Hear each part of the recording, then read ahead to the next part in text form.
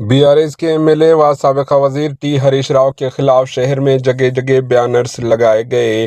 साबिक़ वज़ीर और बीआरएस के एमएलए टी हरीश राव को तनकीद का निशाना बनाते हुए हैदराबाद के मुख्तलिफ हिस्सों में फ्लेक्सी बैनर्स लगाए गए। हरीश राव ने रियासती हुकूमत को चैलेंज किया था कि अगर 15 अगस्त 2024 तक किसानों के कर्ज माफ़ कर दिए जाते हैं तो वो अपने एमएलए ओहदे से मुस्तफ़ी हो जाएंगे।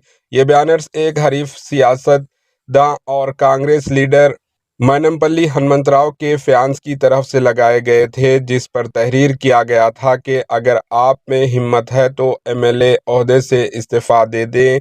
किसानों के कर्जों की माफ़ी मुकम्मिल हो चुकी है, लेकिन आपका इस्तीफ़ा कहाँ है। माचिस हरीश राव के नाम से मुखातिब करते हुए कहा गया कि अगर इनमें हिम्मत है तो वो अपने चैलेंज पूरा करें। ये फ्लेक्सी बैनर शहरों के इलाके सिकंदराबाद, पैटनी, पैराडाइज, रसूलपुरा, बेगमपेट और पंजागुट्टा समेत कई इलाकों में लगाए गए थे।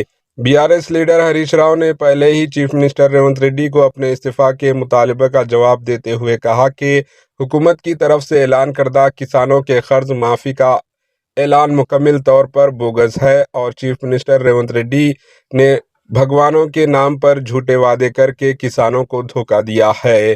Bureau report, HN news.